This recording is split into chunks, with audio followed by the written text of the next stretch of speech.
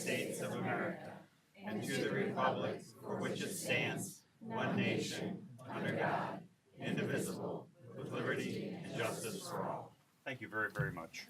Okay, we're out of closed session. We're now back in open session. I would entertain a motion on discipline, please. Mr. President, I move that we uphold the findings of the board in student discipline case number 25-22-14-35. Thank you. May I have a second? Second. I have a motion and a second. Thank you. Roll call vote, please. Elder Parks, Yes. Ms. Holland, Yes.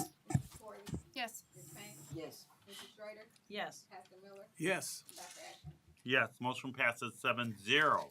Thank you.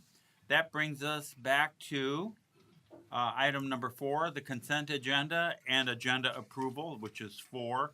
I don't see any need to amend the agenda. Board, are there any changes? Okay, seeing none, you have the consent agenda and agenda for you. I have a motion for approval. Move to approve. Second. I have a motion and a second. Roll call vote, please.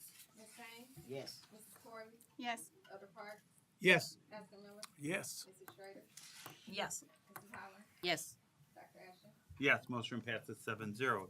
That brings us to item number 5, which in every other meeting has been public comments, and I'm sure it is this evening. And may I remind everybody, Lakeisha, how long are public comments? 5 minutes, Okay. And do we have any public comments this evening? we do.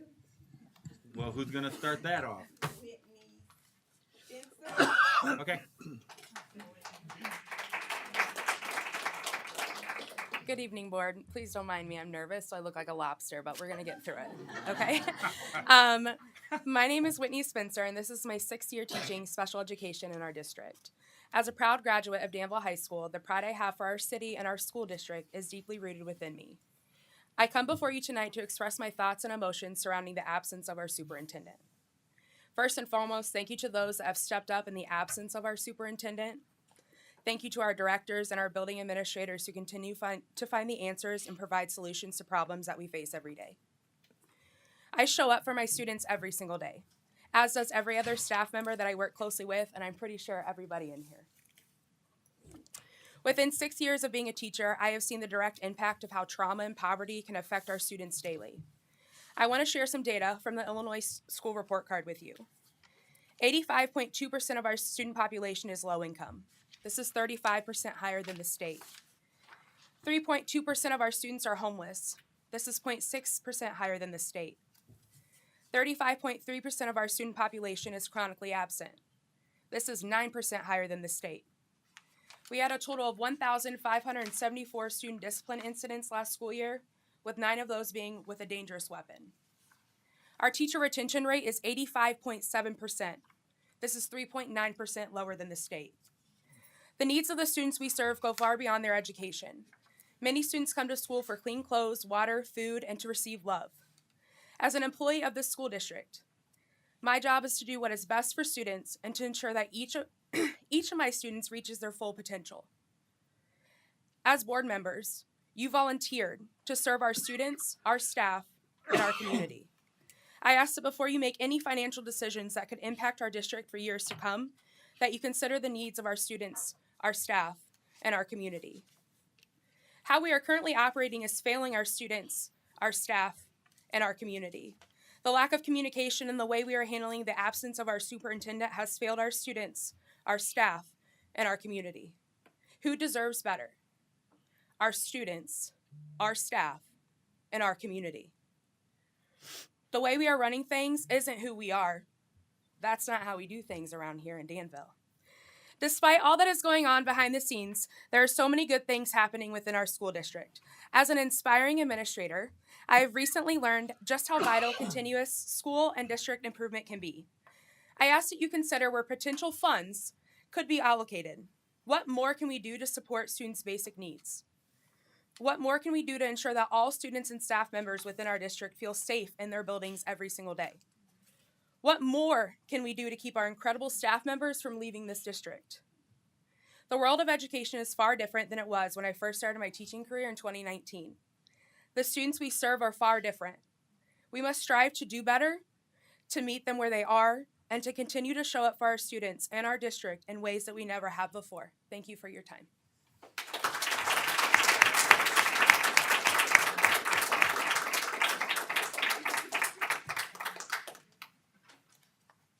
Chelsea Holton.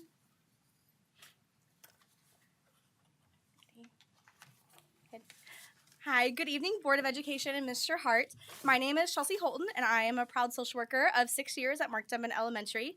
Let me start by saying that I absolutely love my job. I love this community, and I love the students that I work with. One of the most important parts of my job is to advocate for them as a social worker, and that is why I am here. I did want to take a minute to acknowledge and applaud the people in our district who have stepped up in our superintendent's absence as well. Mr. Hart and Mrs. Pops, wherever you are somewhere, yep, over there. They've truly went above and beyond their job duties during this time and have done so with both grace and class. Our directors and our building principals back there on their back row where they love to hang out. Those are the ones who've been leading the way, not only for our students, but also for our staff. I definitely think they deserve a round of applause for all they have done.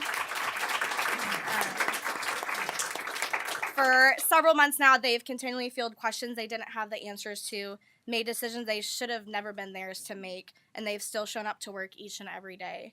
I can bet that the majority of them have also been threatened by a student or a parent at some point, along with the rest of us in this room.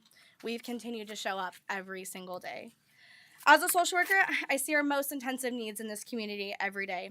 Just to name a few, in my building, we currently have a family of 13 living in a single hotel room. Home visit that we made this week, we found a student who wasn't at school because they were covered in feces. Students that have no food, they're in abusive homes, they're witnessing violence. And just this year alone, our Mark Denman community has had to navigate losing 2 of our precious students and a staff member. These are just to name a few of the challenges that we work with every single day, and we expect our students to overcome. Despite these challenges, we expect that they show up to school. We expect that our staff are there. We teach our students how to become stronger and how to navigate the challenges of life, even when they aren't dealt a fair hand, even when they're scared or confused or angry. I believe strongly in being role models for our students and showing them that they can make it through adversity. Unfortunately, that's not the message that our district has been sending our students or our community by not properly addressing the situation with our superintendent. We've shown our students that her safety is more important than theirs. We've shown them that it's okay to walk away from your problems, your commitments, and your community when things get hard.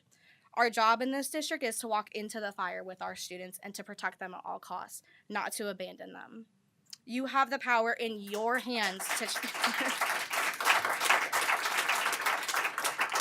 You have the power in your hands to change that narrative and show our students and our staff and our community otherwise. One of the first things you learn in any leadership course is the importance of clear and consistent continued communication with others. We've unfortunately failed at that as a district recently, and especially as a board. This is an area I know we can improve on in the future. I believe it's vital to our student and staff success.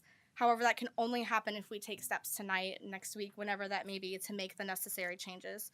I fully believe in our district's future and the amazing things our students and staff can accomplish, and I look forward and want to be a part of that future. Board, I leave you with these questions. Who are you advocating for?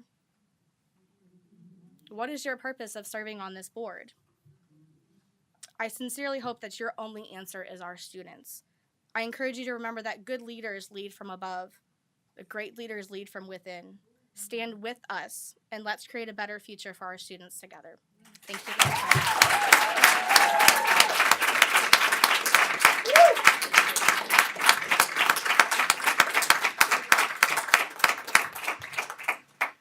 Chris Hightower.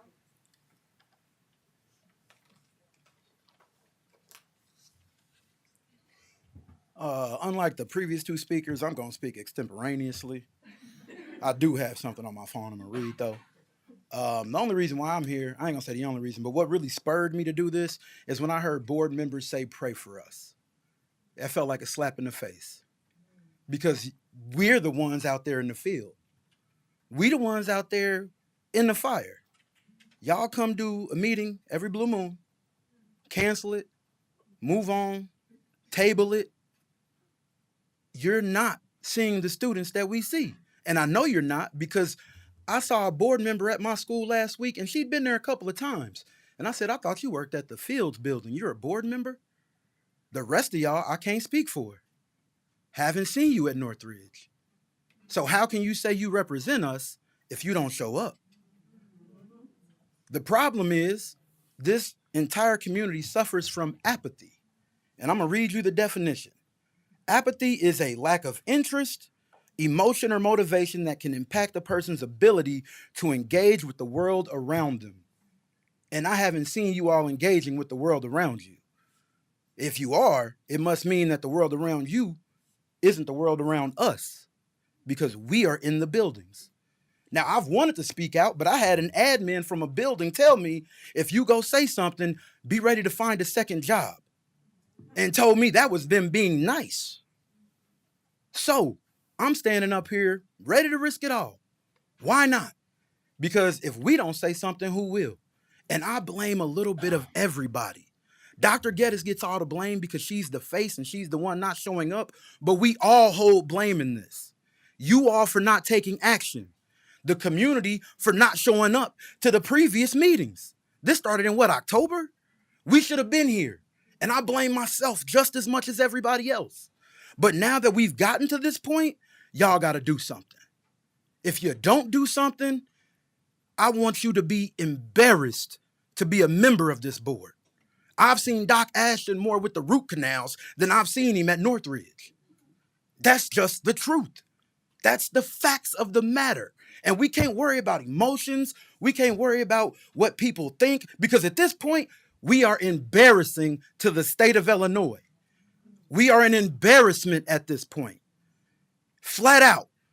If we want to go recruit somebody to come teach here, they're going to ask, what is our community like? And then they're going to say, what is the leadership like? And then they're going to say, so your leader's not there because she's been threatened by the KKK. Why would I want to come work in that? And you all have not stood up and taken a stand. Let's just be honest here. We let it go on too long. And if we don't do something now, we're just going to continue embarrassing a community and a district that when I was a student of it, it stood for something. Miss Payne used to tell me I couldn't talk in the main hallway. I was held accountable. And now, thanks to what she did all those years ago, she's forced me to come up here and use the lessons that she taught me. So I'm going to be here from here on out. I apologize to my community and to you because I should have been here holding your feet to the fire. We all should have. But now we're here. And this ain't the mask mandates. We ain't just going to leave once y'all make a decision and not come back. Unlike some of you on the board who know you not coming back, and that's why you okay slow-footing everything. You've been sitting here, yeah. You know you're leaving, so it's easy to just coast. But we still got to go to work, and our kids still got to go to school, and we still got to do something and try to leave them something that's worth having and worth defending and worth fighting for. I got 48 seconds left, and I ain't even going to use it. I know that's hilarious. Right, Doc? Just like your joke that you told at the beginning that fell flat. Look how cold it is. Because we ain't time for jokes right now. And I'm a comedian, so I know when it's time for jokes. Now ain't the time. Take action, do something, and let us know that you actually care about the staff, the students, the parents, and the families of our community. If not, go ahead about your business because that's what you're going to do in a couple months anyway.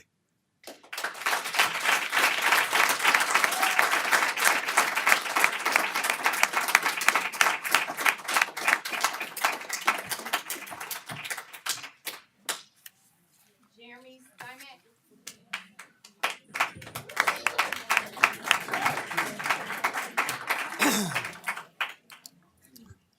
Well, first I want to thank Christopher, Chelsea, and Whitney for being brave and standing up here because it's not easy to stand before people and to speak the truth.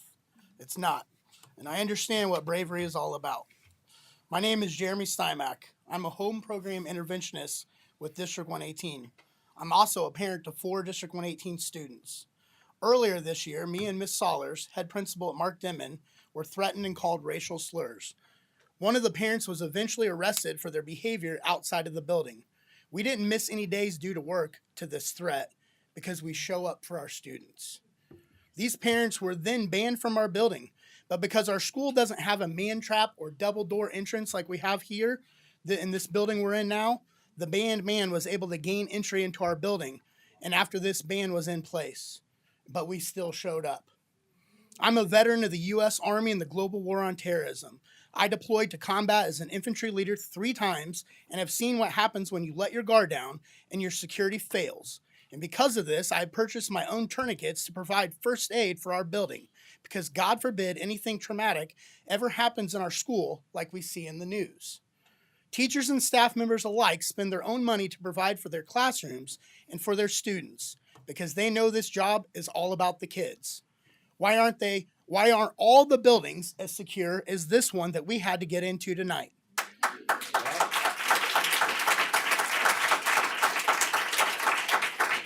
Not that every life isn't precious, but shouldn't the buildings that educate our future be the safest in the district?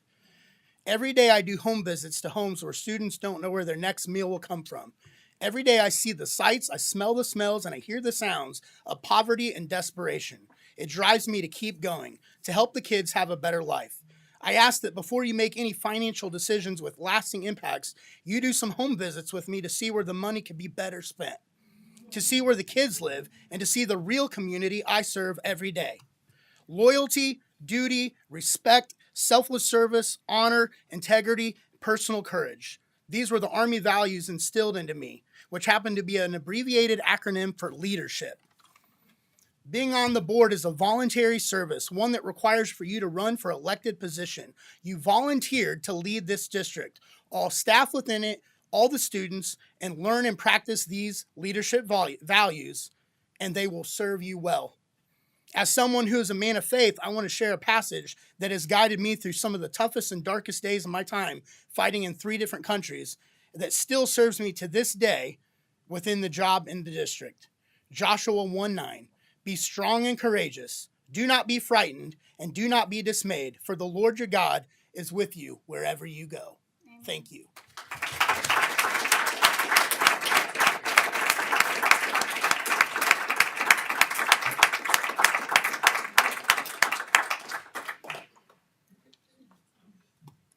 Good evening, Board. My name is Mary Ellen Bunton, and I'm the Director of Curriculum.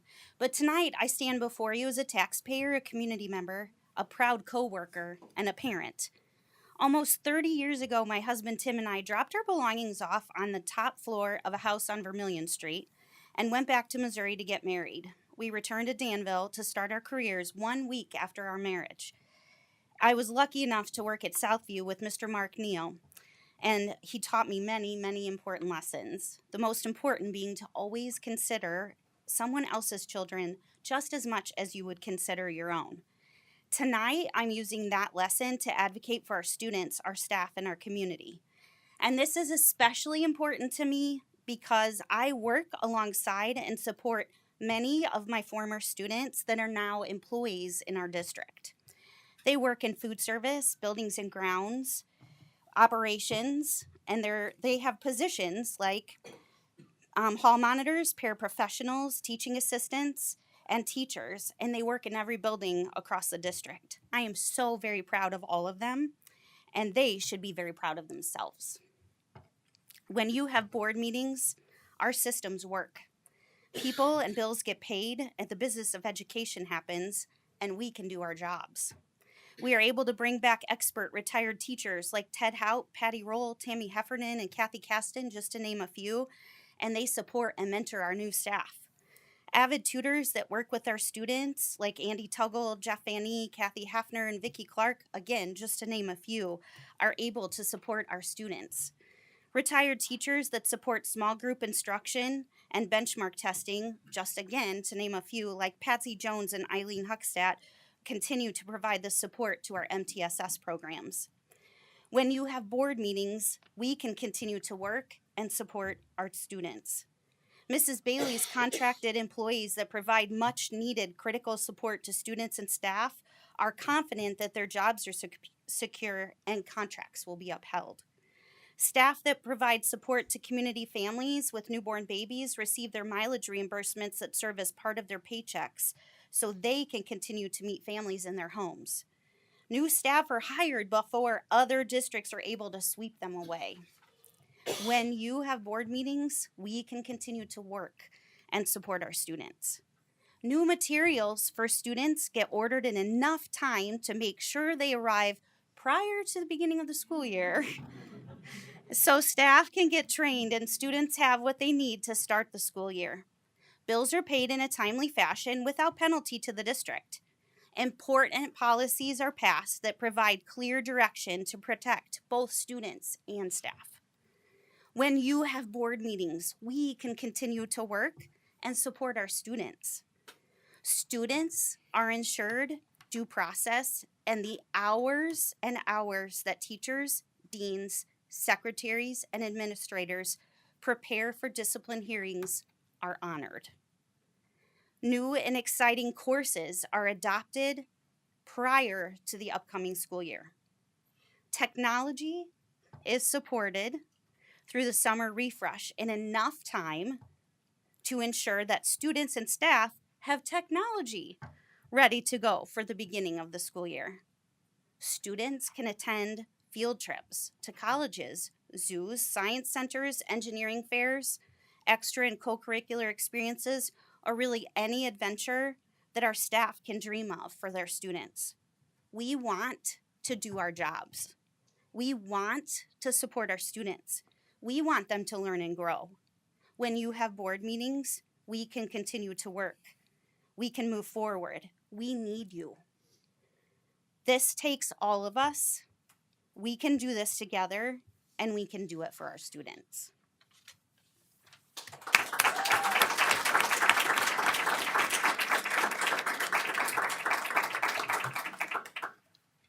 Anna Kelly.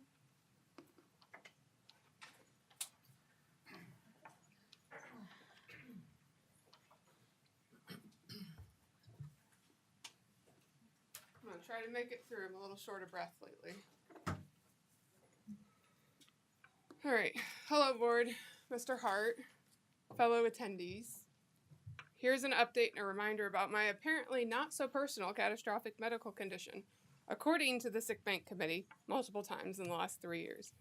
I've had 110 doctor's appointments, 12 surgeries, 1 hospital admission, 7 ER trips from complications, a sister that's struggling with cancer, a mom with inoperable cancer,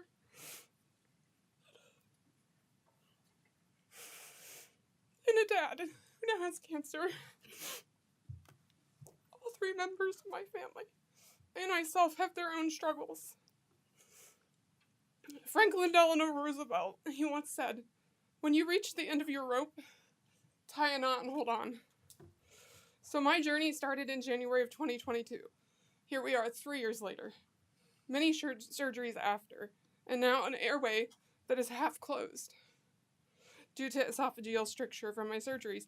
My fellow mathematicians, according to Bozawi's law of radius, my airway makes it 16 times harder for me to breathe now.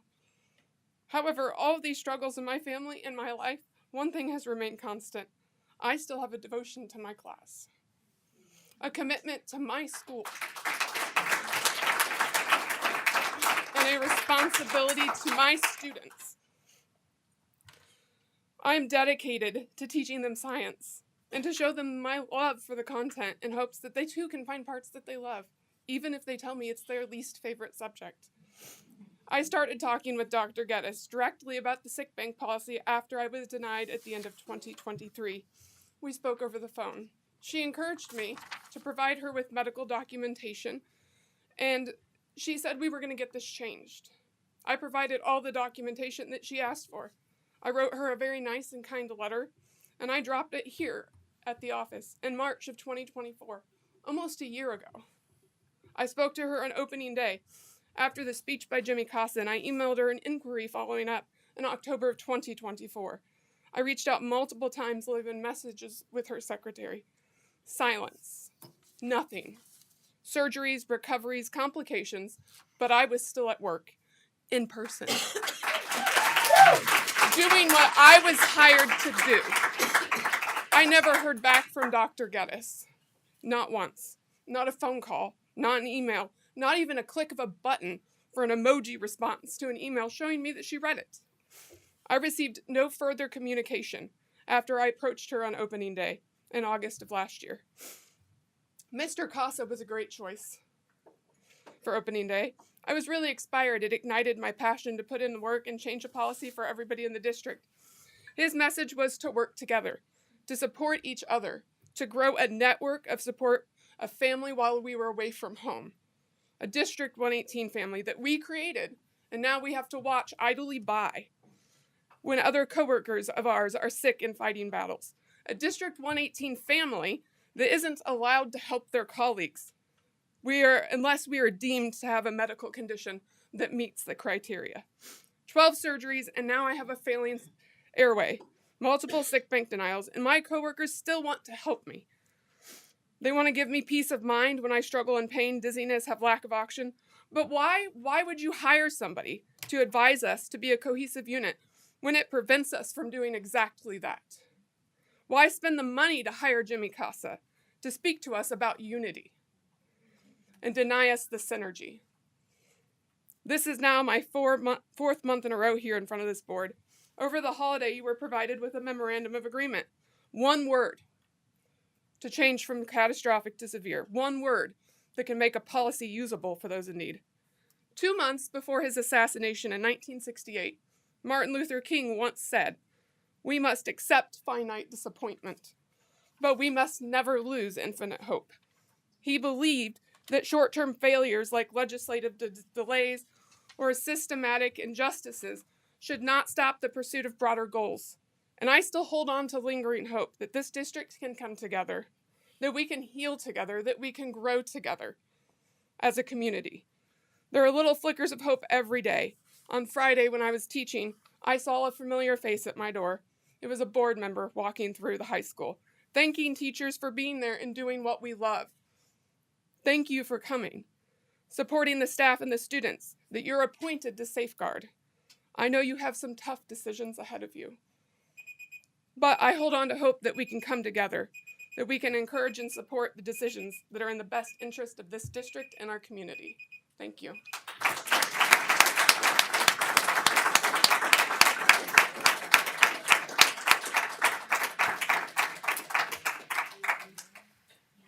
Mary Rothwell.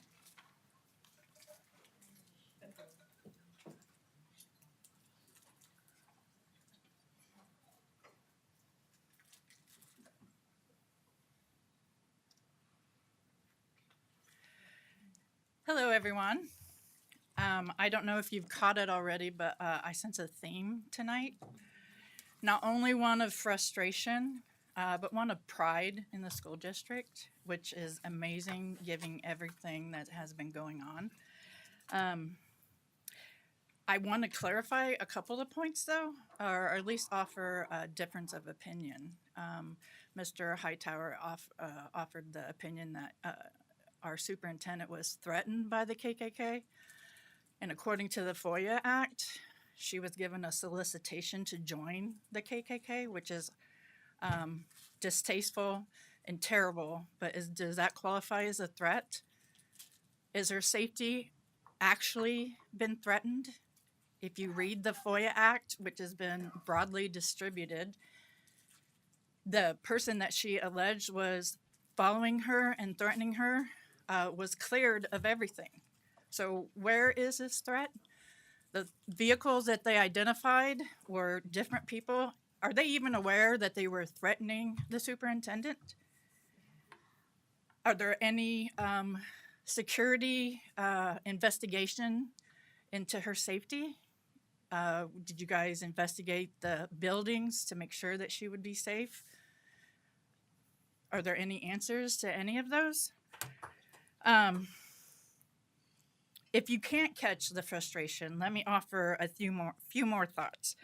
My name is Mary Rothwell. I have a doctorate in nursing practice.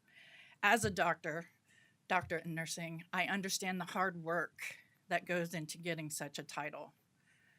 The fact that the superintendent shares such a title but has been so unprofessional is appalling to me that I can't even say her name. It's terrible. So you will not hear me say her name, but I will refer to her as a superintendent. And not to single out any single board member, but I know several of you personally. I know you all have business experience. I worked for one of you. I know exactly the type of leader that you were. Would any of you treat any employee in the way that she's behaved like you've treated this one? When you guys made it clear that you wanted her to come back in person, what was her reaction? Has she made any attempt to make that happen? Seriously. Her either blatant disregard for your wishes or just plain out not wanting to do it, or whatever other motive that she has, should clearly give you an indication of her appreciation or lack of for this community. It's terrible. And can I ask like what kind of courage you guys have? You know,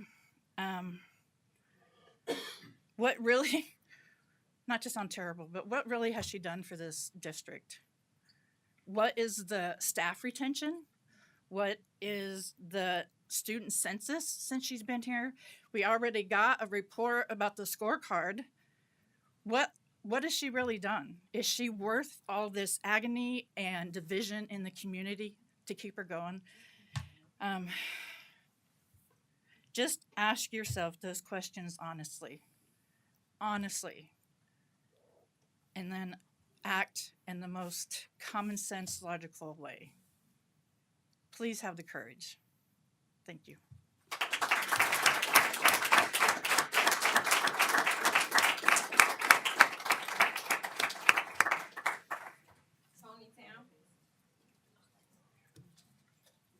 Tony Town.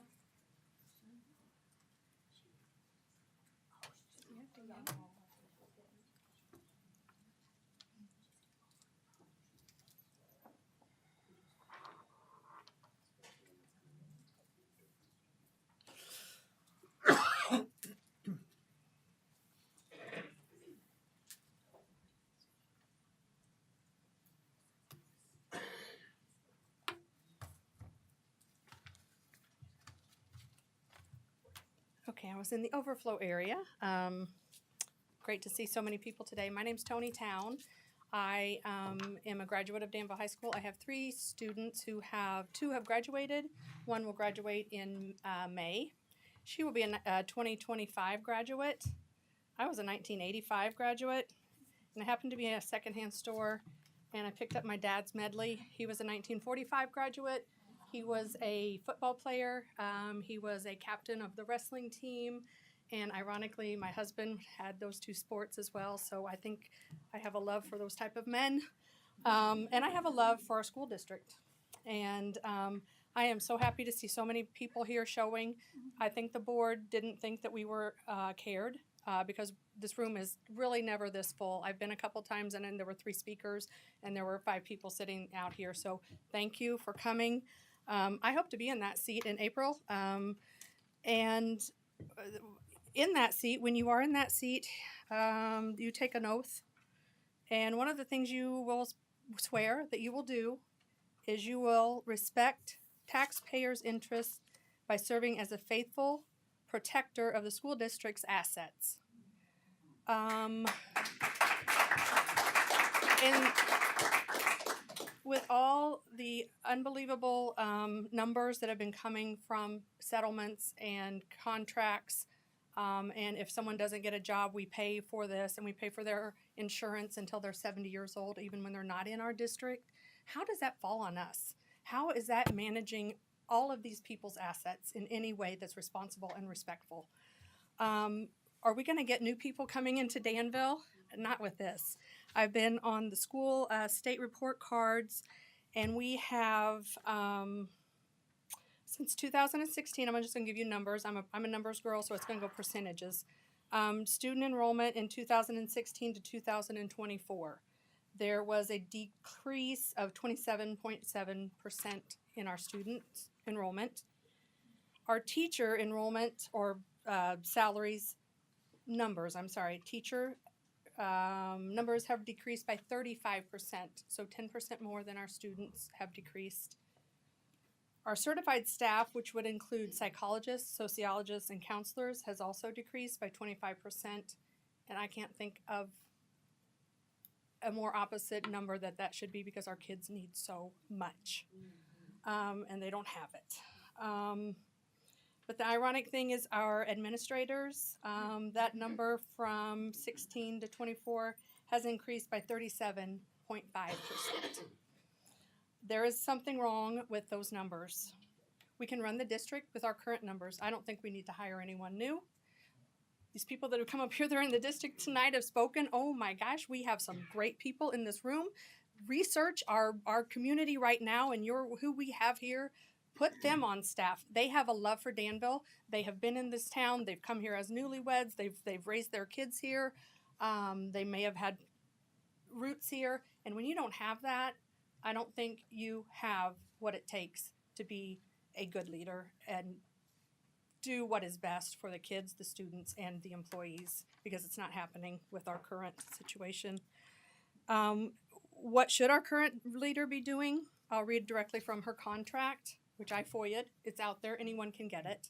I've learned so much about FOIA. I'm like, this is wonderful. Because otherwise it's a secret. Everything is hard. We don't hear anything. It is, there's no transparency. So here we go. I've said it before. I read it last meeting, but it wasn't televised. So here, I get to say it now. The superintendent shall devote her time, attention, and energy to the business of the school district and related professional activities. Has she been doing that? How do we know? She's not present. We don't have any way to know. So before you think of paying her demands, think of her intent and her actions. Is she here to help Danville as a whole or to take for one individual? With 80 years of family, that's why I'm fighting. I mean, my last child is out in May. And honestly, I didn't speak up a lot before because I feared retaliation. They were great students. They did all kinds of sports. And I was not going to let them have anything happen to them because I have seen and heard how things have happened when people speak up. And people were afraid to speak up, employees. And I would, didn't want to put my children at risk. So I've got Maya here for a few more months. She's currently ranked third in her class. And so if I get that seat, I get to see her come across the stage on graduation.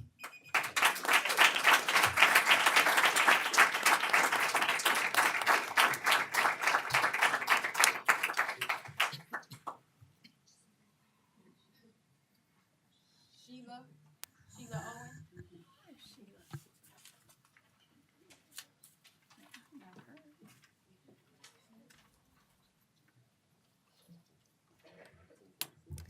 My name is Sheila Owen, and I am a proud alumni of District 118 and have had children graduate from Danville High School, and I have a student who's currently at Danville High School. I want to say good evening to Mr. Hart, to the school board, and yet a seat still remains. We're missing a critical piece to our district. Our staff and our students deserve a superintendent who is present and active. But let me first speak to the community and say to those who have ever had to truly live in fear of their lives, I'm deeply sorry. I understand this isn't something that everyone experiences, and it breaks my heart that hate and racism are still alive in this country. And if you don't believe that, you are part of the problem. However, there are facts and truth that must be looked at in this situation. Get copies of the police reports, and you'll suddenly become concerned too that again and again the claims were unfounded and even disproved, as been spoken about tonight. And even if Dr. Geddes was in fear and working remotely with the advancement of technology that our teachers had to deal with COVID, she would be here. She'd be present and she'd be working hard for our students and our staff. Instead, every month there's an empty chair. I've heard many in the community in an outcry If you don't show up to work, you get fired. But most people don't realize that in the last settlement, her job description was changed. So tonight the board is prepared with some agenda items, and one of those is amending employment agreement. What exactly will that be? It seems with the current contract, Dr. Geddes is already going to win financially regardless of what she does. However, your job as a school board is to decide what is best for our staff and our students, not what is best for Dr. Geddes or for yourselves. It's time for you to take a stand and fight. Our staff, our students, and our community deserve a superintendent who is present and working hard to improve our district. Our community will not thrive if our district remains in its current state. Yesterday, our staff spoke by sending a message to this board.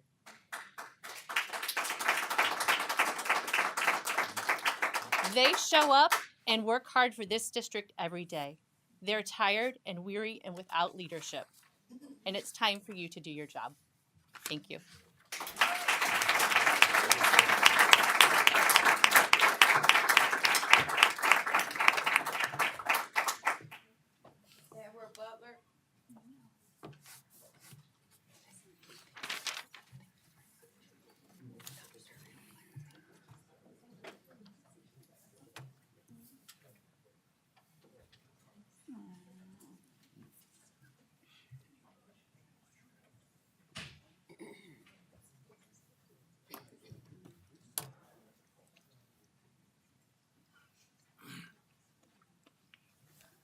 Good evening, board. My name is Ed Butler. I am the NAACP president here in Danville, as well as I'm sure that y'all know that I am one of the original Three Kings of Peace as well. And I am here to mainly introduce a young man here there tonight.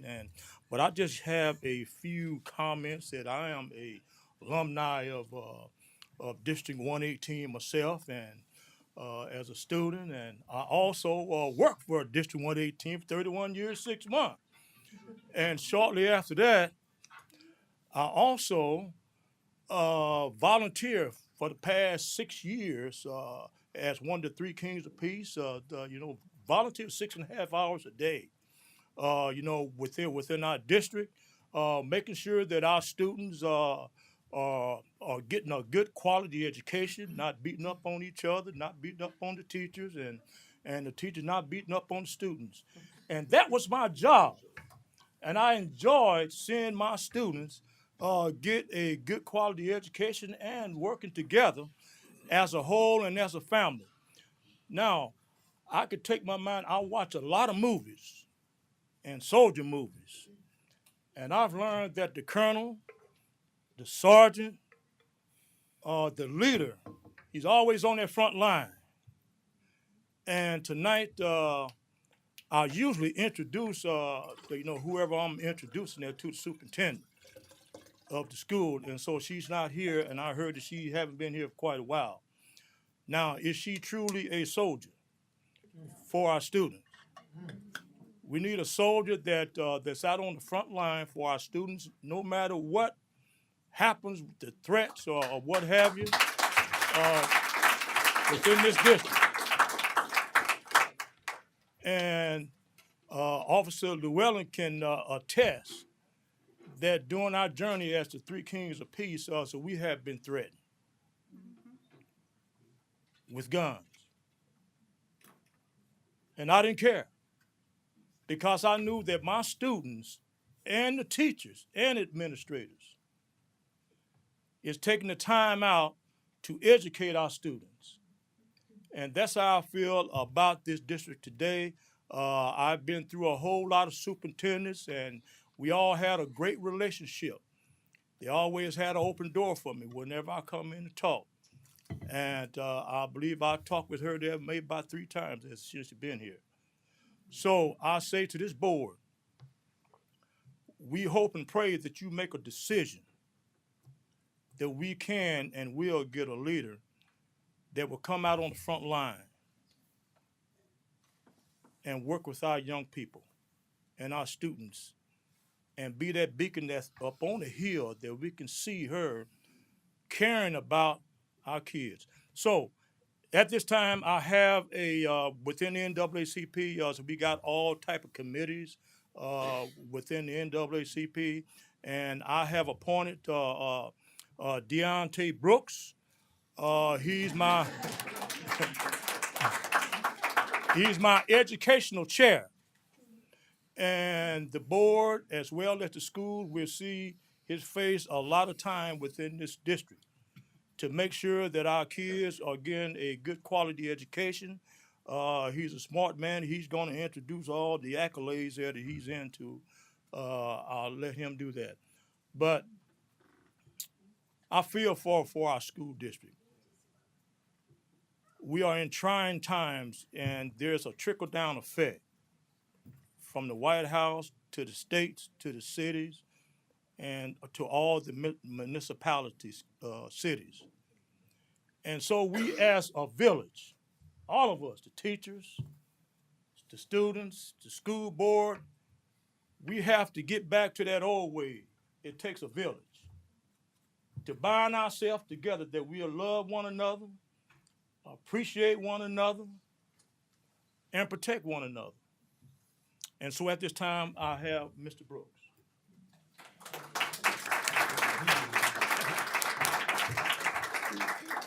Good evening. It's so good to see so many of y'all. You know, I used to work for District 118. I used to work at North Ridge. I taught English. So I've left work many days covered in blood, sweat, and tears of the students and my coworkers in that building. So what I wanted to say, our schools must be places of learning, growth, and unity. Recent events have raised concerns about transparency, safety, and racial equity, issues that cannot be ignored. No leader, educator, or student should face fear in our schools. We demand a thorough investigation and a commitment to a safe and inclusive environment for all. Beyond leadership concerns, because we all know what that is. We all know. We kind of know, right? We got a good understanding.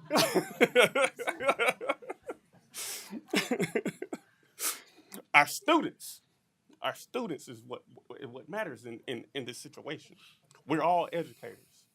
And I know this, I put this down. I worked at a blue ribbon school before I came here. I ain't never worked with better teachers in my life.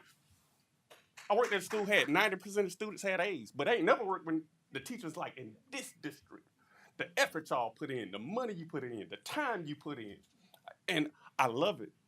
It's best district I've ever seen in my life. So I want to applaud you guys.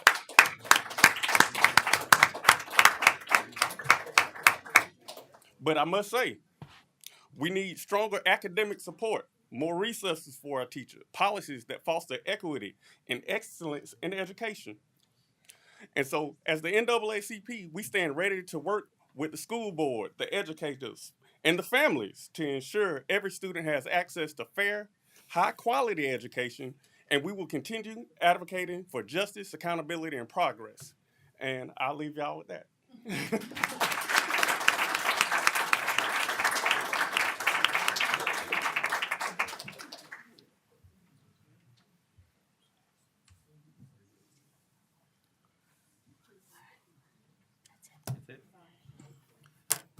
Thank you for your comments. Appreciate that. All right, that brings us to item number 6, Northridge Middle School promotion ceremony date.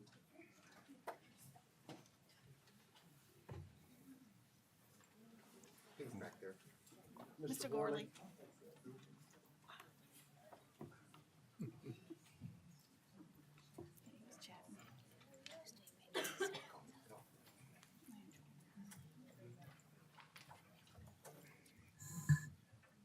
Dr. Ashton, members of the board, good evening. Michael Gorley, building principal at Northridge Middle School. We've got a couple agenda items to bring forward for your consideration. The first of which is our 8th grade class trip. This is an annual trip we take out of state over to West Lafayette, Indiana, to amusement park over there. So we ask for those students that have earned that opportunity through grades and participation and meeting our expectations, have that opportunity to enjoy some fun with their classmates. And the other one is our Step Up program, scheduled for May 27th at 1:30 in the afternoon at Danville High School Auditorium. So for your consideration this evening. Well, we took care of the first one for the out-of-state travel, so we'll do the Okay. step-up ceremony, and you would love us to approve the step-up ceremony for the date of May 27th. May 27th. Yep, at 1:30. Thank you. How about you, board? Move to approve. Second. Any questions or comments for him on this? Seeing none, roll call vote, please. Mrs. Corley, Yes. Mrs. Schrader, Yes. Elder Park, Yes. Pastor Miller, Yes. Mrs. Holleran, Yes. Ms. Payne, Yes. Dr. Ashton. Yes, motion passes 7-0. So All we right. Thank you, board. see you then. Thank you. Item number 7, Danville High School graduation date.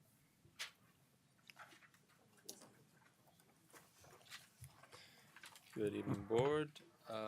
Jacob Bretz, principal at Danville High School, here to ask for your official approval for the graduation date and backup date. Graduation date is set for Saturday, May 24th at 11 a.m. at DHS Ned Weitzel Field, and the backup date being Sunday, May 25th at 2 p.m. at the David S. Palmer Arena. Thank you. Have a motion to approve the graduation date, please? So moved. Second. Have a motion and a couple seconds. Any questions or comments?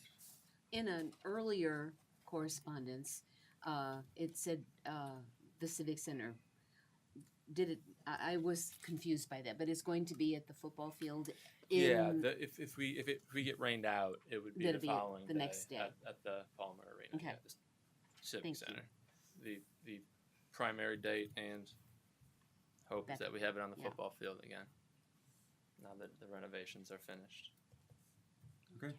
Any other? Good deal. If not, roll call vote, please. Mrs. Schrader, Yes. Elder Park, Yes. Ms. Payne, Yes. Mrs. Holleran, Yes. Pastor Miller, Yes. Ms. Corley, Yes. Dr. Ashton. Yes, motion passes 7-0. Thank you very much. Number 8, curriculum. Still up here. Asking for your approval of a new freshman science course called Foundations in Scientific Practices. This is a focus on lab skills and building the scientific process skills of our students. We are proposing this to adapt to what is changing state graduation requirements, where students don't have to have specific science courses, they just need 2 years of laboratory science.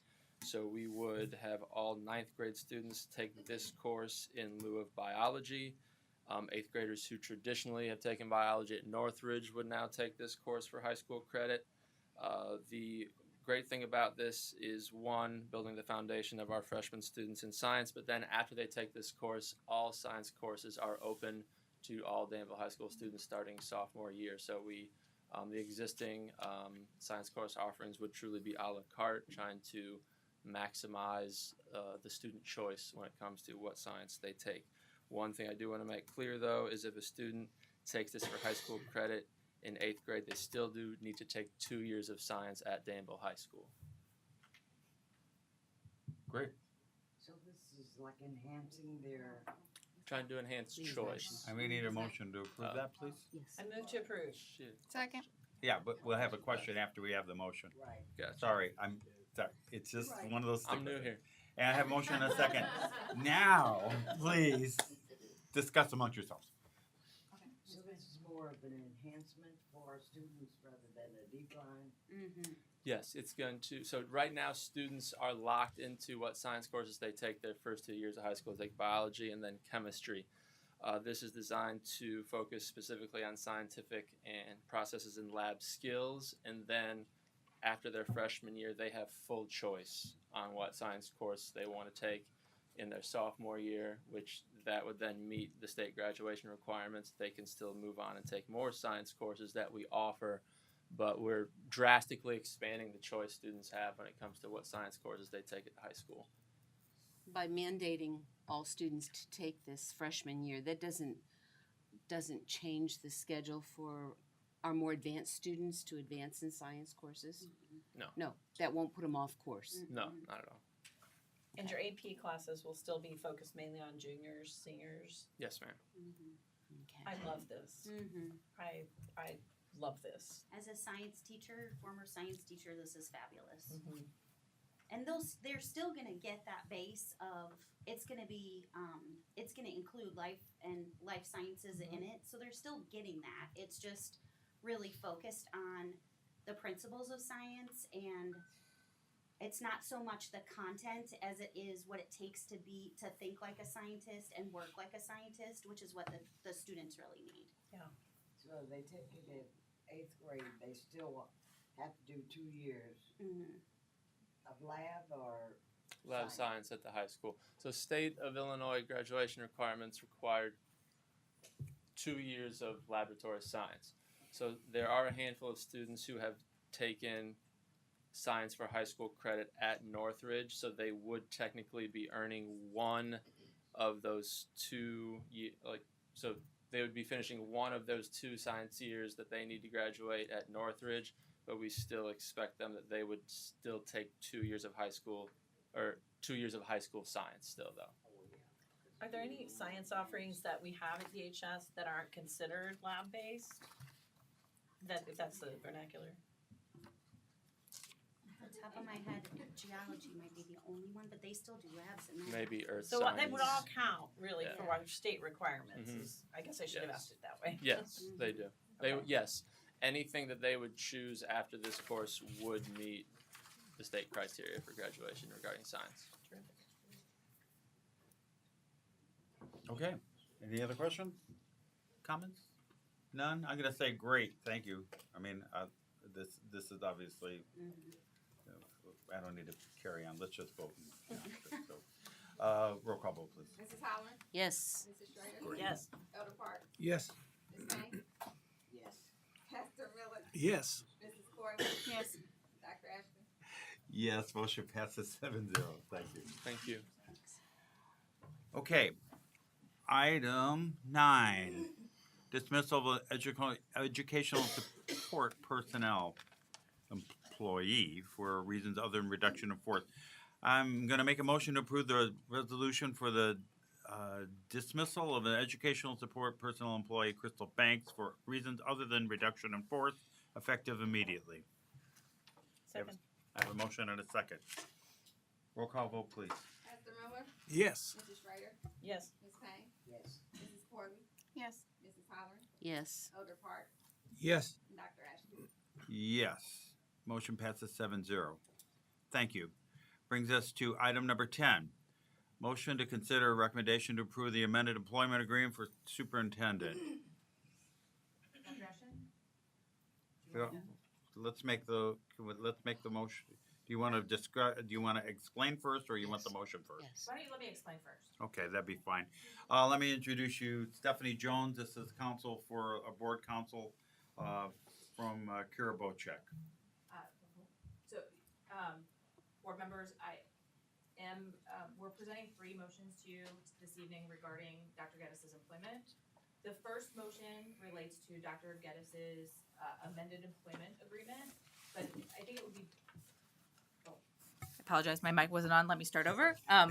This evening, we are presenting to you 3 motions related to Dr. Geddes' employment agreement. The first motion is related to an amended employment agreement. The title of that agreement is a bit misleading. It is better classified as a separation agreement, but is entitled an amended employment agreement for teacher retirement system purposes.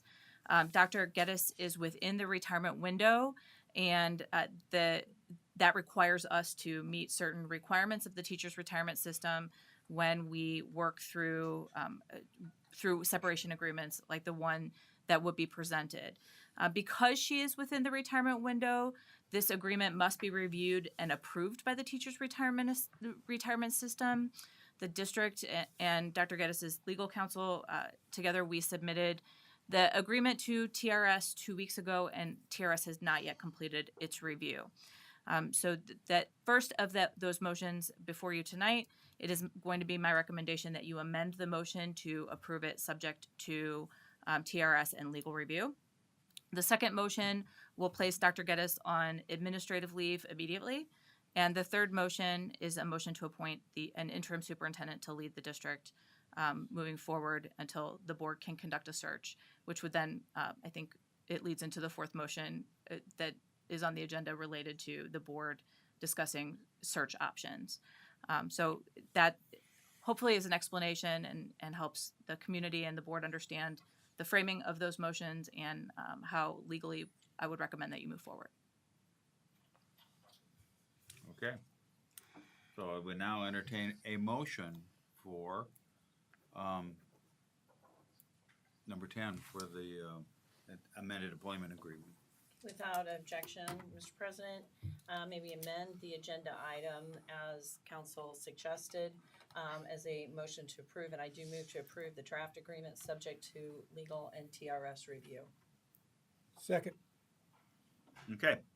Have the motion and second. Any questions or comments by board members? I do. Go ahead. So another word for this separation agreement, isn't it settlement? I want that clear. This is not just an amended contract. This is a settlement that we are working on with our superintendent.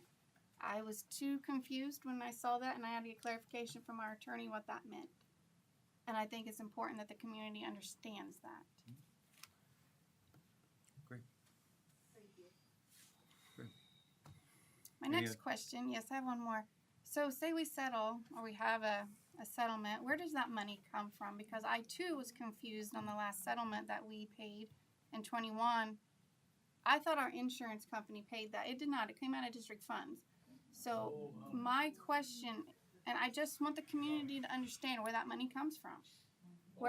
Where does the money come from? Does it come from district funds and or our insurance? How does that work?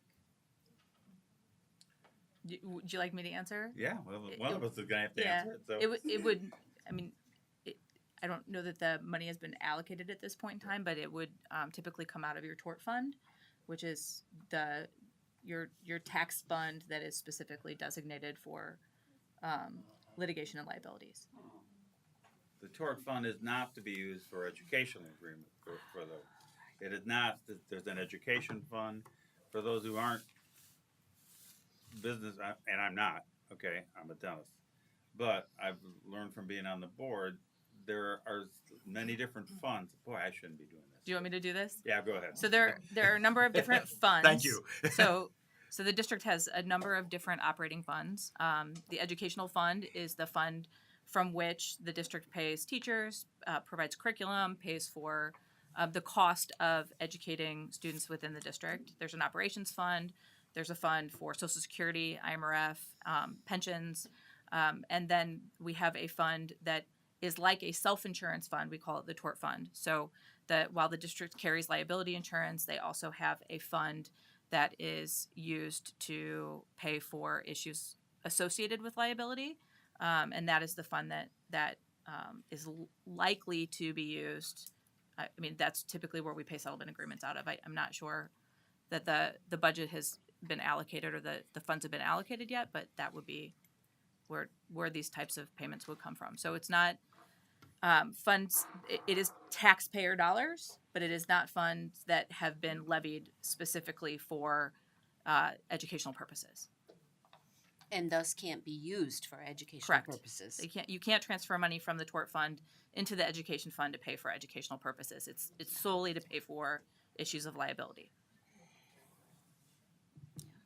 Okay. Any other questions or comments? Okay, seeing none, roll call vote, please. Now, let's be clear what we're voting on again. Oh, please. Sure, please. I Would think, you like to Shannon, clarify? would you reread Read the it motion? again. The motion to approve the draft agreement subject to legal and TRS review. Okay, and did you explain that the? Do you want me to explain yeah, that? explain. Okay. Explain. So- Either I will or you will. One of the two. It's up. I mean, I'm happy to. So I mean, the intricacy that everybody yeah. in the room should know what's going on here. So when we deal with settlement agreements, separation agreements, amended employment agreements that fall within an employee's window of retirement. So this would would relate to any employee that is within that window of a retirement, which is typically the final 10 years of their employment. We have the teacher retirement system requires us to review the agreement and approve it before we execute the agreement. And so tonight the board would be approving a tentative agreement, a draft agreement, subject to TRS's final approval and final approval of legal of me before it would be executed by the board. So there's nothing officially being executed tonight. The agreement is still a draft, and we're waiting for TRS's approval before we can move forward. In the interim, the motion following this would be the motion to place Dr. Geddes on leave and to appoint an interim superintendent so that we can continue or the board can begin the process of moving forward. It puts us one step closer to resolution of this situation. Okay, we need to, if by tentatively agreeing to this, when we finally agree to it, it will be in place. Rather than, I'm sorry, but we can't, it's not an open discussion, I'm sorry. I mean, I don't mean to be mean, otherwise, that's just the rules of meeting. So, I'm sorry. But I just wanted to clarify for the room. Okay, I'm trying to be as clear, crystal clear. Okay. If I could make another clarification, or ask for clarification, if we were to move forward right now and then TRS would not approve this, would we incur penalties? And are those, if we were, are they small or large usually? So if we were to move forward with this without TRS's approval, there's at least a good potential. There's different things that have to be approved, but if they don't approve all of it, then there's a good potential that the board could incur penalties for the agreement. And so the penalties are typically pretty large. And so without running the numbers, I can't say exactly what they would be, but it is cost prohibitive, and it would not be my recommendation to take final action in order to protect the board. That's why we're making this move. And the taxpayers and the community being fiscally responsible. Yes, the district. We're Right. protecting the district. Right. But I think the community, from what I'm getting, they don't understand. Why would you even consider a settlement? The board knows where I stand on this. I'm not being quiet about it. But the public did not know that this was a thing. I don't understand why we are even considering. So I'm going to read something that I did write. I have opposition to settlement agreement without proper investigation. I sent an email to Doc and to the board attorney in January on this. I have opposition to any settlement agreement with the superintendent without first conducting a full and thorough investigation. From the onset, I have expressed my concerns regarding this matter. I firmly believe that proceeding without due diligence would constitute a failure in my responsibility of a board member. As representatives of the district, we are entrusted with the duty to act in the best interest of our students, our staff, and our community. Entering into a settlement without a proper investigation undermines transparency, accountability, and the integrity of our board's governance, and I cannot, in good conscience, support any resolution that does not adhere to a rigorous fact-finding process. I urge my fellow board members to prioritize due diligence before making any final decisions. We owe it to our constituents to ensure that every action we take is informed, justified, and aligned with the principles of ethical leadership.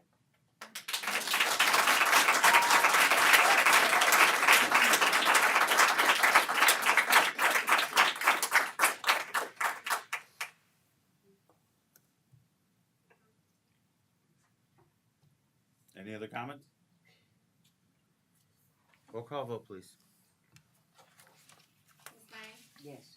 Mrs. Corley? No. Elder Park? Yes. Pastor Miller? Yes. Mrs. Holler? No.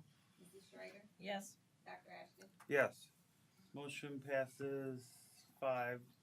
Shame on all of you. Yes. Thank you. Next item. Motion to consider recommendation to place superintendent on paid administrative leave. Unpaid. No pay. Excuse me, please. Thank you. Do I have a motion for this, please? I move that we place Dr. Geddes on paid administrative leave. Thank you. I have a Second. motion, a second. Third. Uh, questions and comments? I would like to explain that. We have to pay her. It's in the settlement. Doesn't mean we're happy about that, right? As taxpayers, but it is my understanding that that's done. Like we have to, the old settlement, we have to, but the paid leave is important that she be placed on leave. As soon as she's placed on leave, correct me if I'm wrong, then her computer, it's just stuff that you guys need to know. Her laptop, all district devices are shut off. Okay? Fobs, laptop, phone, it's shut off. And at this point in the game, I feel like that's crucial. Can you speak up, please? What part? It's crucial that happened. Did you hear why I feel like it's crucial? Is this really a mic? Hey, No, I thought it was for online. yeah. Okay. Did you hear what I said at all? It's crucial, in my opinion, because once she is put on paid leave, then her devices are shut off. Her laptop, her phone, her fob, contact with the staff, it's done. And that is important. Where we're at is crucial that happens at this point in the game. I just feel it's very important so that we can start to move forward. That is why I am voting the way I will be voting. And I wanted y'all to understand that. Okay. Yes. Thank you. Any other questions or comments? Say none. Roll call vote, please. Elder Park, Yes. Mrs. Holland, Yes. Mrs. Corley, Yes. Ms. Payne, Yes. Mrs. Schrader, Yes. Pastor Miller, Yes. Dr. Ashton. Yes, motion passes 7-0. Item 11. 12. Mr. President, I'd like to move that we appoint Mr. John Hart as our interim superintendent.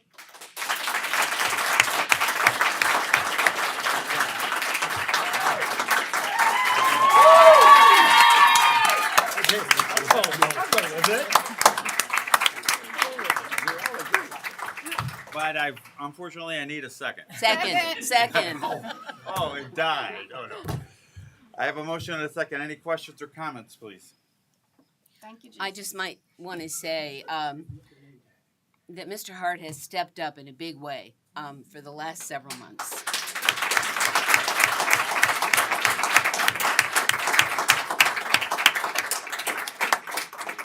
And thank you. Okay. Great. Let's find out by voting. Roll call vote, please.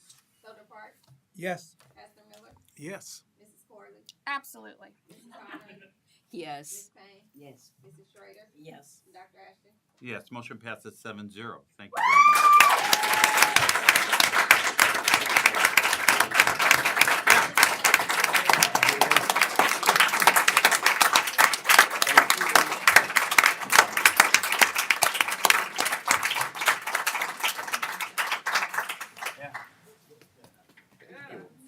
Move over. Take your name tag. Oh, yeah. Anna's voice. Yes. No, don't, please don't. There you go. Put it on there. go.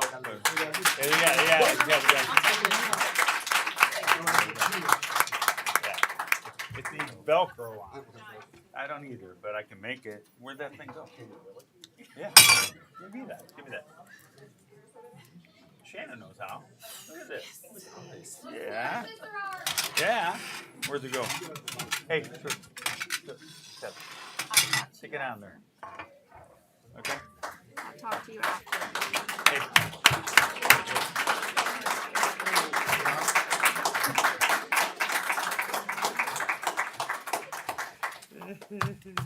Now what do we do? Oh, no. Okay. That brings us to item number 13, which is consideration of a search firm to conduct a superintendent's search. I move we hire a search firm to conduct a search for the new superintendent. Second. Ooh, a motion and a second. Let's discuss this. Okay, let's. I think, yeah. Why? I'm so glad we will. I know you're surprised. Yeah. I am opposed to hiring a search firm. Do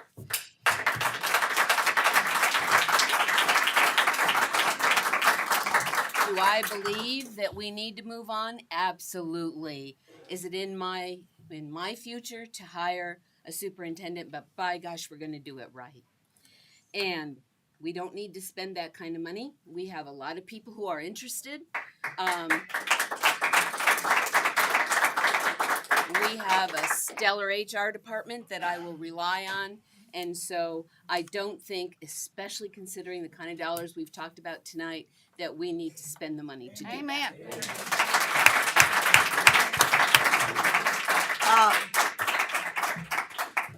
There are several routes in selecting a superintendent, and one is a search group, which, as Mrs. Halloran stated, is a financial burden.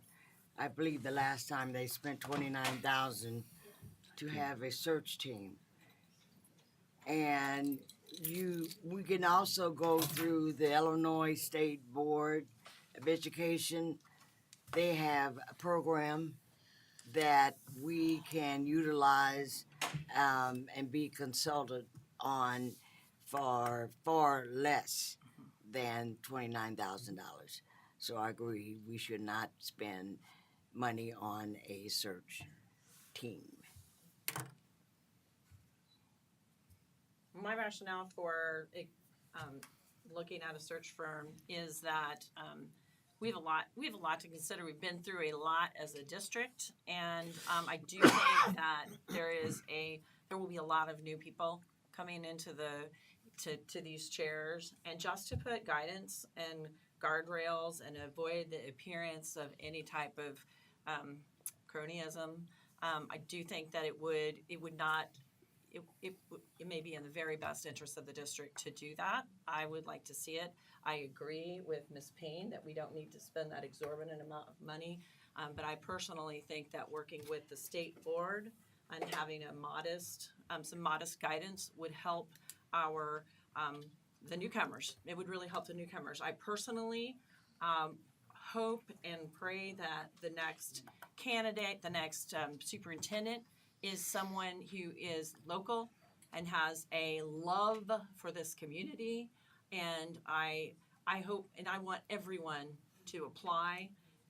But what I do hope for is that there is a process that's put in place that is consistent with just norms and practices. And I know that our HR department, who are amazing, and they're already recruiting, and they're already trying to do a lot of other things. So I would like to see our HR department work in tandem with, and if I need to amend my motion to say the Illinois State Board, I'm happy to do that, but work in tandem with some established guidance and principles so that someone else can do the heavy lifting. There's a lot of change. There's a lot that's going to be changing, and we want to provide the new board and the new administration as much support as we can. That's where I'm coming from with that motion. Do you mean the Illinois Association of School Boards or the Illinois State Board? Because I don't think the state board has a search function. The Illinois Association of School Boards. Thank you. Thank you. Right. Several. Well, here I might as well talk about it now. Yeah. Okay. A couple things. First of all, the executive search. It was Executive Search is what the company that we had used before, and it was $19,000. And we had been quoted the new search would be, and this is where I agree. We all agree.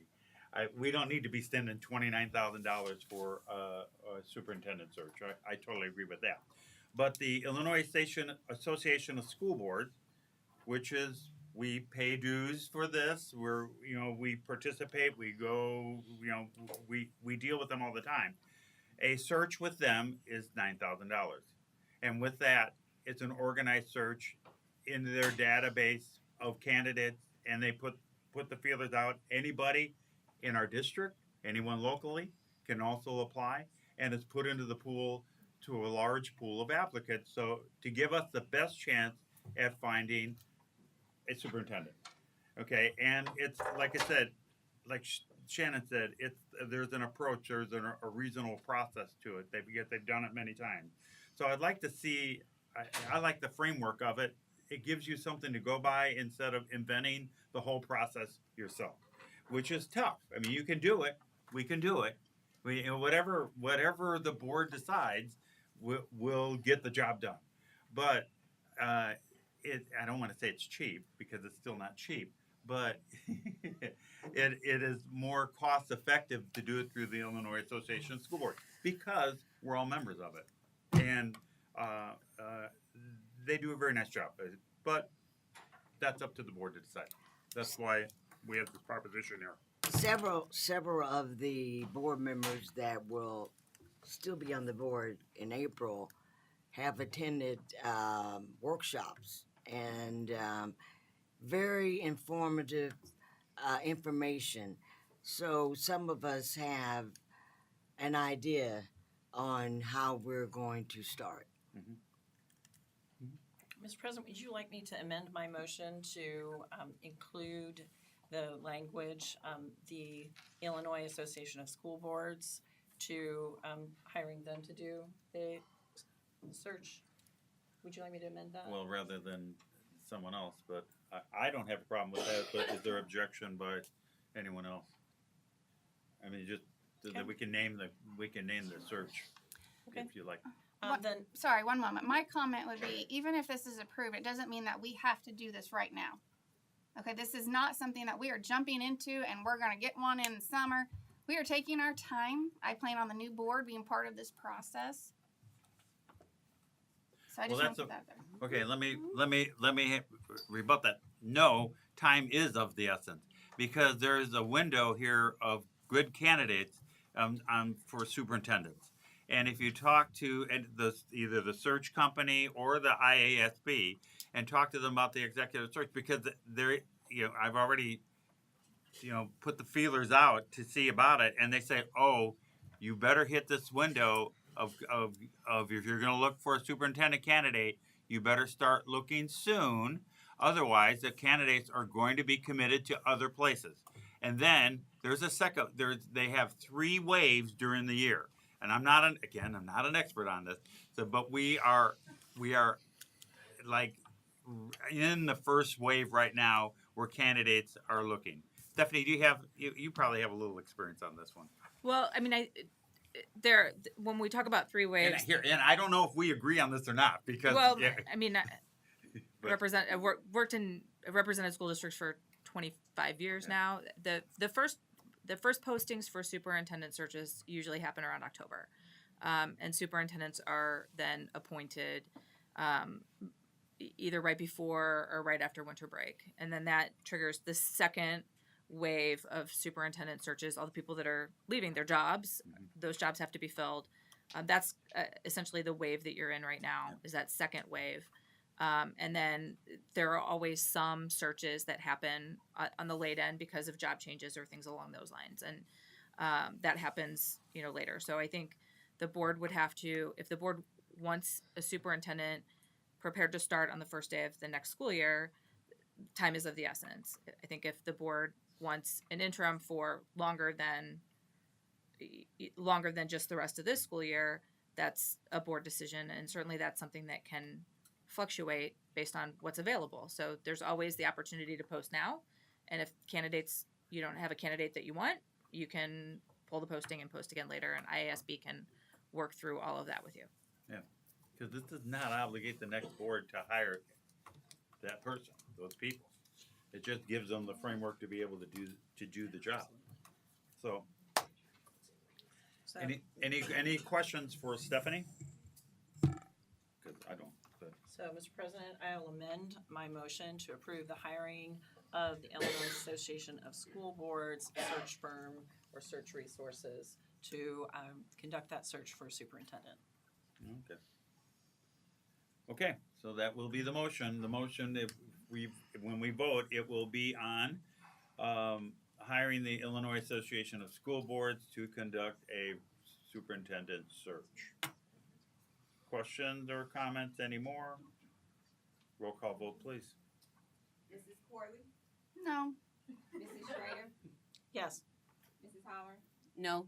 Elder Park, Yes. Pastor Miller, Yes. Mrs. Payne, No. and Dr. Addison. Yes. Motion passes 4-3. Thank you. Informational items. I'd say no. Yeah. Yeah, I yeah, have you can. nothing. I Hey, have hold on. nothing. It's Spirit Week. Right, it is Spirit. No. Next week, Spirit Week. Yeah, but it's coming up, so you can say next week, Spirit Week. Next week is Spirit Week. It's Okay. coming up. No. Thank you.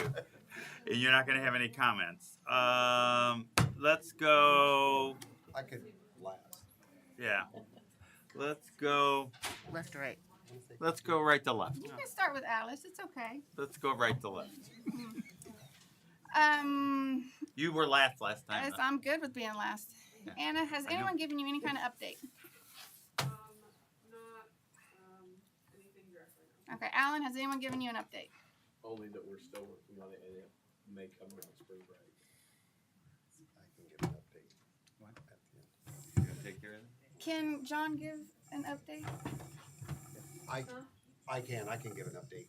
So Mrs. Pabst and I actually, we have met with our attorney on the phone, and she is currently writing up different proposals from different school districts that she'll present to us, I would say, within the next week. And then we'll share those with the school board and get some direction moving forward so that we can come up with an agreement with the union. So that's where we are. So possibly next board meeting? Maybe? Next board meeting is the Maybe. 26th. That may be pushing it, but I would We'll think try. by March. Okay. Yes, absolutely, we will try. My next question is, where are we at with the insurance on the premiums and the board helping the DEA with that? Have you gotten any kind of update? No? Not to my knowledge. Very good. I mean, I was hoping it was gonna be on tonight's agenda. I'm Right. thinking maybe next week, possibly. We're working on the numbers. Very good. Well, I know I've been asked a lot about it, so I just thought I'd take the opportunity during my board For comments. everybody else besides the DEA. We're working everyone's numbers to give the board proposals. This is the first I've heard of that. Staff, I'm so proud of you. I just am. I'm very, very proud of you.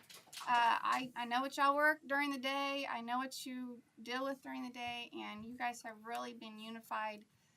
I support you. Very proud of you guys. Just thank you. Thank you all for your comments. I would only say to you all that this process has taken a toll on this board. I can only speak for myself. I have been wanting to get this thing over a long time ago, but there is a process that we have to go by, and we can't alleviate that process. But I'm glad that we're at this point now, and that this district can move forward. So again, I want to thank the attorney for the work that she's done in helping us and directing us to get to this point. So as we often say, to God be the glory. And so thank you, attorney, for the work that you've done. Thank you, board members, for your patience and helping us to get to this point.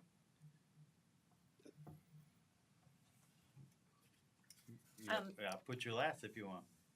You get your privilege of being vice president. I'll go last then. Okay, that would be right before me. Okay. Go ahead. Oh. Yeah. Oh, okay. Thank you for showing up. And I would ask that most board meetings look like this. I said to someone the other day that I feel like I'm carrying a flag and I'm going into battle and I turn around and there's nobody there. So thank you for being here. I really, really appreciate it. And thank you, back row, all of our directors and all of you and John. You have done a yeoman's job keeping this district going, for the most part, haven't missed a beat that's been within your control. So thank you. I really do thank you. And I know one of the things we get criticized a lot for is transparency and lack of transparency. I'll tell you, we can do better. We can surely do better. However, that said, there are issues, there are legal issues, especially around personnel matters, that we are obligated to pay attention to. And so there are times I want to shout from the mountaintops what's happening, but I can't because I would violate that, and I won't do that. Just like every staff member in here, if it was a personnel issue with you, I wouldn't violate that either. So I hear you, and we'll do better. We'll do better with transparency for sure. But please understand, there are some things we just simply cannot say.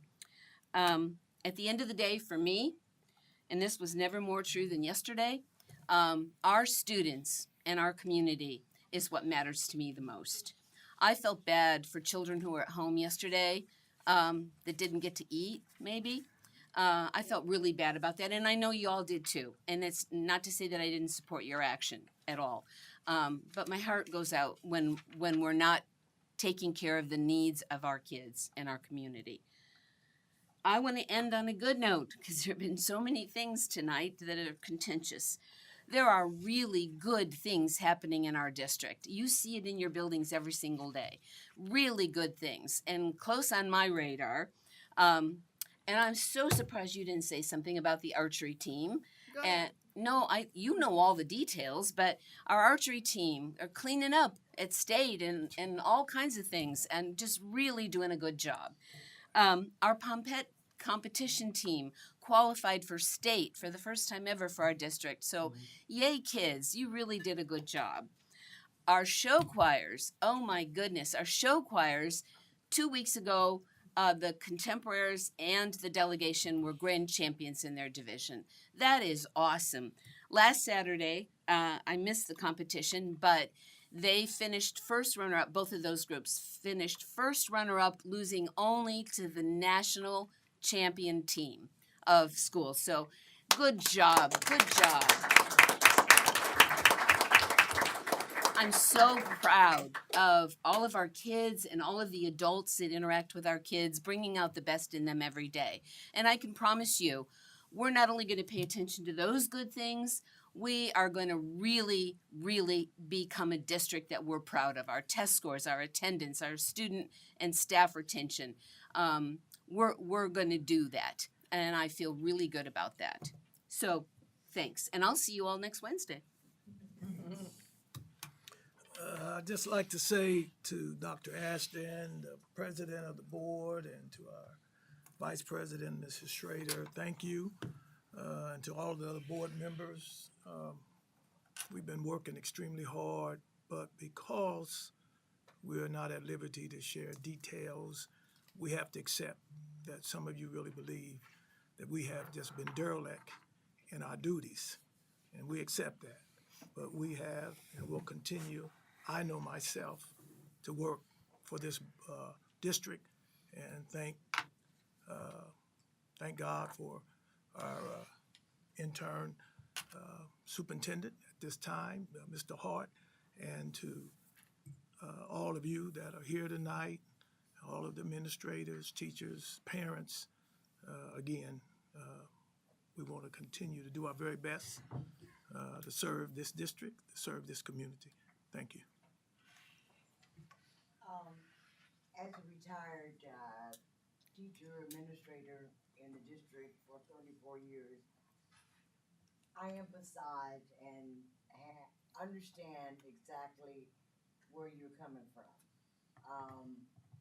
We have had some very difficult times, and we as a board are doing everything, despite what you may think, possible to resolve and move forward. I do commend the directors and principals in our district for stepping up to the plate when there wasn't an official leader that you could go to. You knew what needed to be done, and and you did it, and I commend you for it. I'm looking forward to moving on. I am very happy that Mr. Hart is the interim superintendent.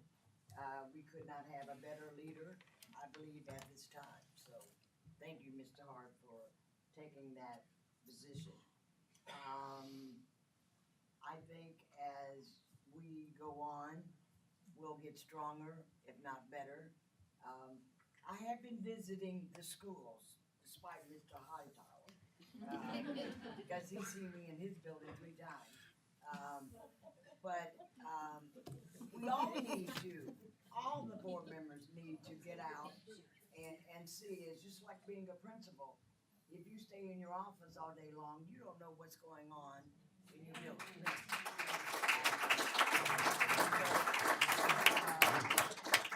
So for the incoming board members, get your walking shoes on and get out and visit and see what's going on. Thank you. Thank you. You or So, me? thank you.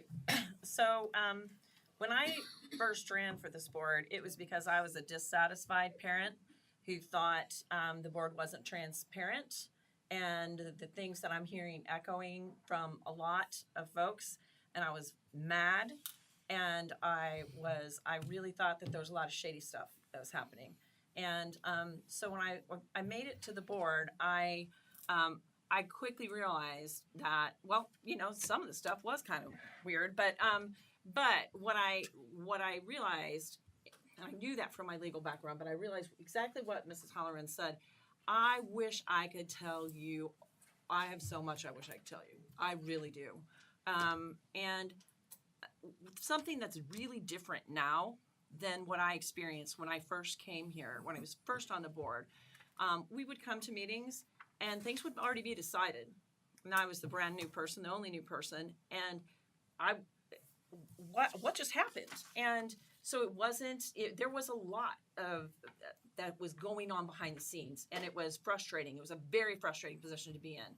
So what you've seen with this board here is disagreement with each other. You've seen that it's sometimes messy. Sometimes change can be messy, but I would far rather have disagreement when we can talk, when it's something that is a appropriate open session. We can't talk about many personnel and legal things, but I would rather have disagreement right out here in front when sometimes it seems like we don't have our acts together. But I would rather you got to hear the process of that open discussion. I'd rather you got to hear it rather than us coming in here with some prefab thing. And that's kind of what you've experienced. And I hope, because I'm going to be one of those that's stepping off. I've loved my tenure here, but I've got other commitments, and I can't do as much as I really want to do here. So I hope that transparency from the board will stay there, and that there will be a continuation to have the hard discussions in front of the community the way it needs to be had. And you may or may disagree with the fact that it seems that way. It may seem like, what are you talking about, Ms. Schrader? That's totally the opposite of what our experience is. Having been in this seat now for 8 years and having run before, so it's really been a 10-year process for me. It's a vast difference.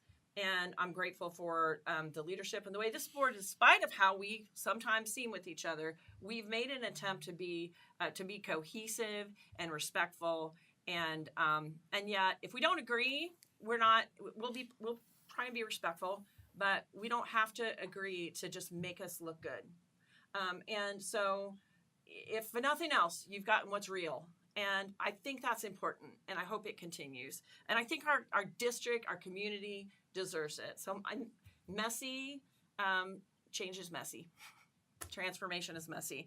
I also just want to thank the folks that came here and talked. Spencer, thank you for bringing all of those great statistics. I really appreciate it. I heard you.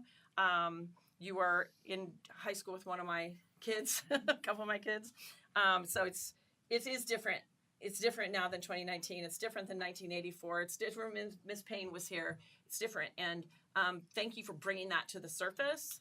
And I appreciate that. Ms. Holton, you're the social worker from Mark Denman. Thank you for bringing to the community's forefront what you see every day.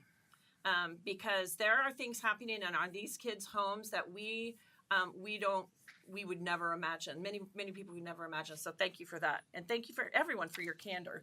Mr. Hightower, thank you for your frank, blunt authenticity. I appreciate it. We need it, and I hope that the community shows up and continues to do it. We just want everyone to like us, but we know you're not always going to. It's okay. That's what we're supposed to be here for. So thank you. Mr. Steinmack, thank you for your service. Appreciate that. I would love to go on home visits with you. I would love to do that. I'm not kidding. We'll arrange that because that is my heart, and it has been for 8 years. And thank you. Thank you for the offer to do that. I also have said for a long time, I think all of our buildings need an updated security. I think without getting into what is or isn't our security, because you know what? We're not going to put that out there, right? We don't want the bad guys to hear it either. So, but why aren't all our buildings like this? I agree with you on that. I would love to see more school resource officers. It'd be great if we had the ability right now.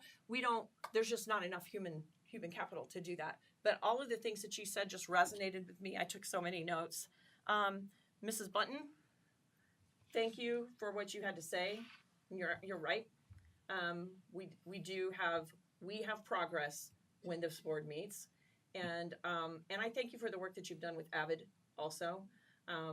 I was so blessed to be able to be a part of that experience and learn what you're doing, and I'm spending a little time on this because the folks that got up there and were brave and had the courage to speak the truth, to power, if you want to call it that, they deserve the credit for it.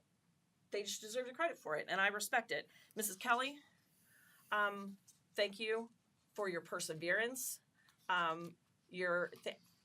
Thank you for continuing to come before this group, continuing to lay it out there. I don't know how you make it through without crying. I hardly can hear you without crying. I am sorry that your family has gone through the things they have gone through, and that you are going through the things that you're going through. And I'm praying for you. Ms. Rothwell, I know she's not here, but she might be listening. I appreciate her coming, and this isn't her first time she's been here, and she has come and she has laid us out before, and you know what, it's fine. If somebody disagrees with us, you have the right as citizens, as taxpayers, to come here and disagree, and I happen to be the one that we used to work with Mary Rothwell, so there's that. And Miss Tony Town, is she? I don't know if she's still there. She is. Fellow mother who is frustrated and just and I appreciate that you're running for the board. I appreciate that you're here and that you always come with facts and prepared. And the new board will have their work cut out for them, but you're up to the challenge. You're absolutely up to the challenge. Ms. Owen, I think she might, I don't know if she's here or not. Our kids, there she is. Thank you, because it's not your first board meeting either.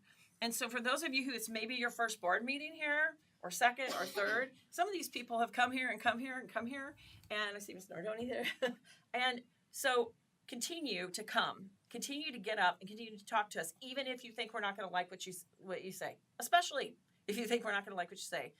We need to hear it, and I respect that. And you know, back in 2021, we had a lot of people in here, and I constantly said, thank you for coming, thank you for coming, thank you for talking to us. And it's your right. And it's our responsibility to listen. And Mr. Butler, thank you for being such a strong supporter of this school board. Thank you all for being here. I will never go this long again. Randy's never going to let me talk last again. But thank you all for being here, for the heart that you have for our district. This is about the kids, and it's a good thing that we're going to be able to move forward. Mr. Hart, congratulations. Looking forward to working with you in this new capacity. And I'm glad to hear the cheers and the excitement and the enthusiasm because it sounds like you have the support of the community and the district behind you too. And so we're looking forward to moving forward. And I yelled, Randy. Thank you. I was wondering that. Well, I'll keep mine brief then. Thank you very much. Yeah, I like the 7-0 vote that Shannon said. I'm glad she brought that up because even the board members don't know this, but Shannon and then Darlene and I have been there. You haven't been long as I have. But when I first got on the board, it was 7-0 votes, and they were, and everybody would, I shouldn't say this. Got the attorney here too. Because things would be worked out, and they would go, oh, and someone would say, it doesn't look good if we all don't agree. So they said that the board is split, and so you were kind of like pressured to vote 7-0. And you can see that doesn't happen anymore, okay? It doesn't happen 7-0. We don't go back there and go, we need to vote and we all need to do this. No one's told what to do, and you can see that out there, whether it's good or whether it's bad. That is for you to judge. But at least we do that. Mr. Hart, congratulations. All right, shook your hand, so thank you very much. It's nice to see the seat occupied, so we appreciate that. Thank you very much. Thanks to directors and admin, obviously the whole staff. Look, yes, we get it, okay? We got it in November, okay? I know you're here, you're all here, and you took a day off yesterday, okay? We believe it or not, we got it, okay? We know the district is limping, and we know that everyone's been feeling it, okay? We have too, but and that's going to lead into my next comment. I don't want to be here. I'm glad I don't want to be doing this. I wish we didn't have to have this meeting today. I don't like this, okay? I'm glad we're doing something. I'm glad the board is doing something.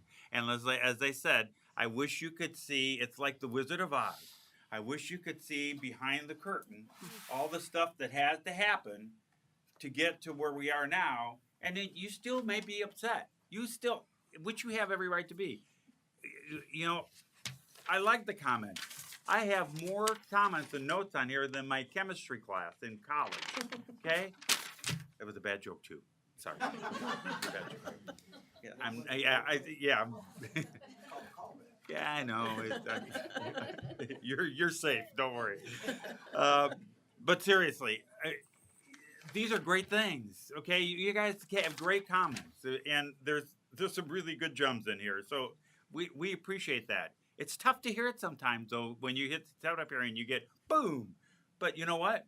That's what we have to do, and that comes with the job. So okay, hit me with your best shot. So that's really good.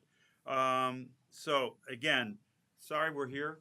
Okay, I'm sorry, but I'm glad that we're going to be able to do something about it, and we got to move on. Okay. That you guys. That's the other point. In the absence of perhaps of leadership or whatever of that figurehead you guys have soldiered through it. You guys have done it. I've heard amazing things, and people come in and go, we're getting stuff done, and it's still happening. So I mean, you guys deserve the applause for that, and we see that, and we certainly do appreciate it.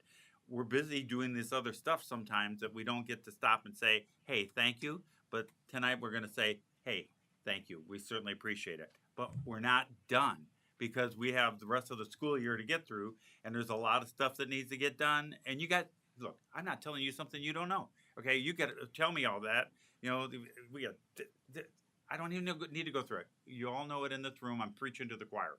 So we've already gone long enough, so I'm not going to do that. So all I wanted to say again is thank you very much. We're going to work for you. It may not appear like we are all the time, but we are trying. Okay, so with that, we're adjourned. Thank you very much. Excuse me for documentation. Maybe Mr. Hart wants something to say? I did. Oh, yeah, no, it's a Yes. I gave him that shot. Kriya Bochek. Yeah.